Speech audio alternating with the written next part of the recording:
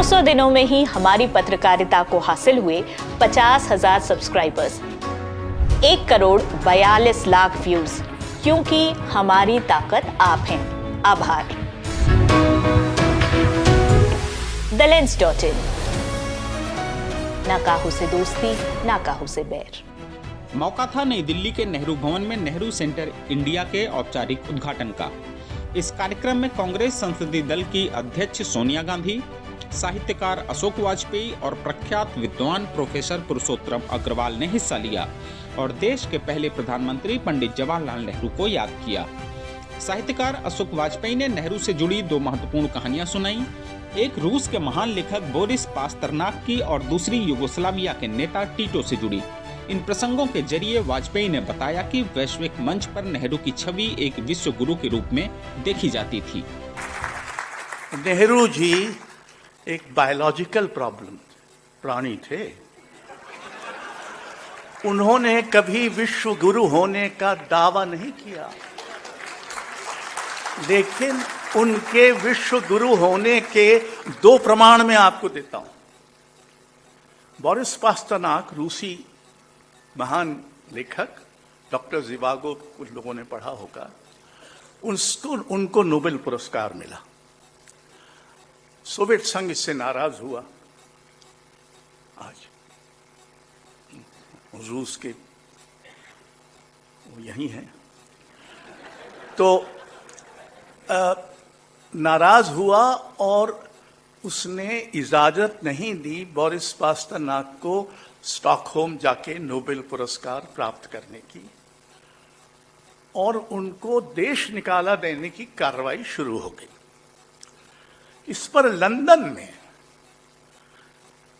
एक कमिटी बनी in defence of Boris पास्तरनाक, जो स्टीफन स्पेंडर और ऑल्डोस हक्सले ने बनाई, और नेहरू जी से आग्रह किया कि वो उस समिति के अध्यक्ष बने।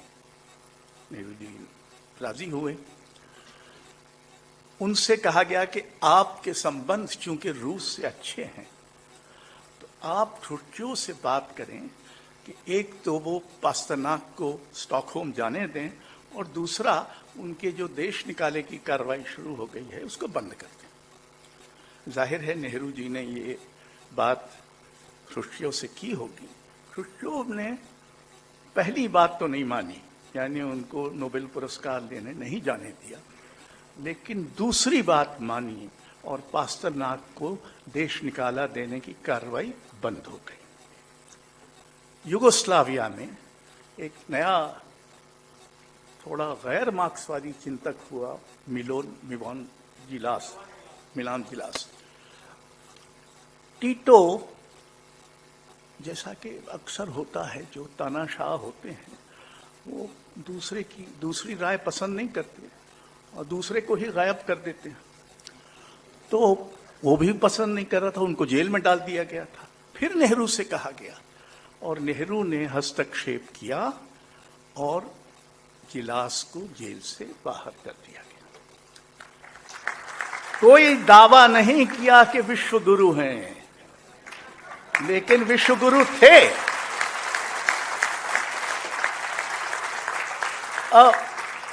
नेहरू जी की जो पूरी मानसिकता है उसमें तीन बातें एक साथ हैं।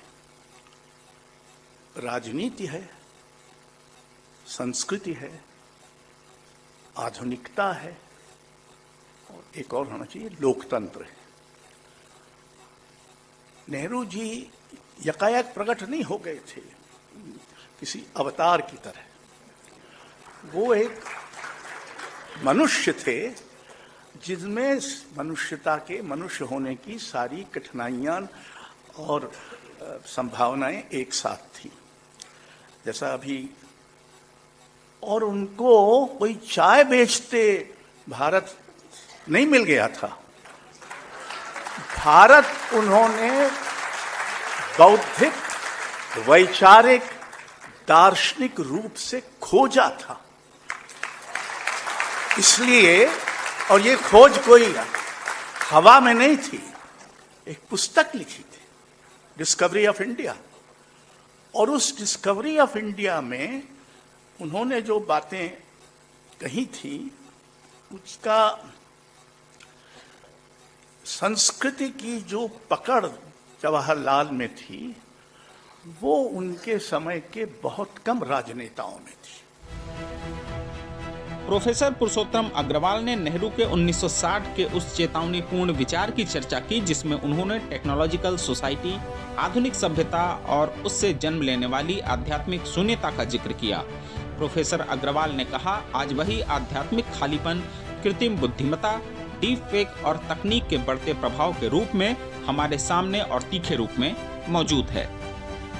आज जिस टेक्नोलॉजिकल सिविलाइजेशन और जिससे उत्पन्न स्पिरिचुअल एम्प्टीनेस की बात नेहरू सन 60 में कर रहे थे, वो आज हमारे सामने कई गुना अधिक विकराल रूप में मौजूद है। आर्टिफिशियल इंटेलिजेंस मनुष्य की सृजनात्मकता को रिप्लेस करने के दावे कर रही है। डीप फेक के तमाशे हम चारों ओर देख रहे हैं। गांधी जी की जो आशंका थी कि यंत्र मनुष्य को मुक्त करने के स्थान पर अपना गुलाम भी बना सकते हैं, वह आज हमारे सामने सच्चाई के रूप में सामने आ रही है। ऐसी स्थिति में ये बात इसलिए भी ध्यान रखने की जरूरत है कि बहुत से लोगों को ये गलतफहमी है और दुर्भाग्य से इस गलतफहमी का विधिवत प्रचार किया गया है कि नेहरू जो हैं वो बहुत ही क्रूड सेंस में मटेरियलिस्ट थे, स्पिरिचुअलिटी और रिलीजियसिटी से उनका कोई लेना देना था नहीं। वास्तविकता ये है कि नेहरू बहुत गहरे में भारतीय परंपरा की इस विजडम को जानते थे कि स्पिरिचुअलिटी और रियलिटी, मटेरियल रियलिटी, इनके बीच में विरोध का नहीं बल्कि एक तरह का द्वंद्वात्मक संबंध है। आप कल्पना कीजिए कि किसी नौजवान के सर पर अगर अनिश्चितता की तलवार लटकी रहे, उसे सपने में प्रेमिका की जगह पिंक स्लिप की तस्वीर नजर आए, तो उसकी मेंटल हेल्थ या उसकी स्पिरिचुअल हेल्थ का क्या हाल होगा, ये सोचने की जरूरत है। और इसीलिए नेहरू ने कहा कि स्पिरिचुअल एम्प्टीनेस, ये ध्यान रखने की जरूरत है कि महात्मा गांधी, जब उनसे कहा गया कि आप तो महात्मा हैं, जाइए हिमालय में तपस्या कीजिए, तो उन्होंने कहा कि मेरा हिमालय वहां है जहां अशांति है, जहां द्वंद्व है, और वहीं मेरी साधना है। इसलिए फिलहाल मेरा हिमालय, ये सन 48 की बात है, 29 जनवरी 48 की, फिलहाल मेरा हिमालय दिल्ली की सड़कों पर है। इसके बाद जब आप हिमालय जाएं तो पीछे पीछे मैं भी चल लूंगा। कार्यक्रम के समापन पर सोनिया गांधी ने नेहरू को भावपूर्ण शब्दों में याद किया। सोनिया गांधी ने कहा कि जवाहरलाल नेहरू आधुनिक भारत के प्रमुख निर्माता थे। उनकी आस्था संसदीय लोकतंत्र, योजनाबद्ध आर्थिक विकास, वैज्ञानिक सोच और विविधताओं से भरे भारत के मूल एकत्व में थी। उनकी विरासत आज भी हमारे जीवन को प्रभावित करती है। That the project to vilify Jawaharlal Nehru is the main objective of the ruling establishment today. Their goal is not just to erase him, it is actually to destroy the social, political, and economic foundations on which our nation has been founded and built. The road ahead is not easy, but there is simply no option but for each one of us, individually and collectively, to stand up and confront this project. We not only owe it to the memory of Jawaharlal Nehru and his comrades, we owe it to ourselves and even more to coming generations. The unapologetic and fierce defense of the Nehruvian legacy, it is not an act of nostalgia.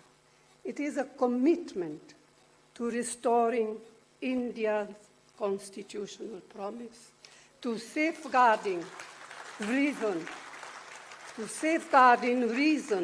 in the face of propaganda, and to ensuring that our republic remains modern and forward-looking.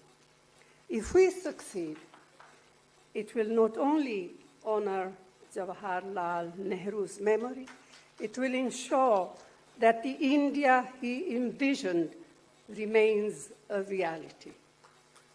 At a time when tolerance in public life is shrinking, when dissent is painted as disloyalty, and history is reduced to partisan combat, Nehru's example becomes even more vital.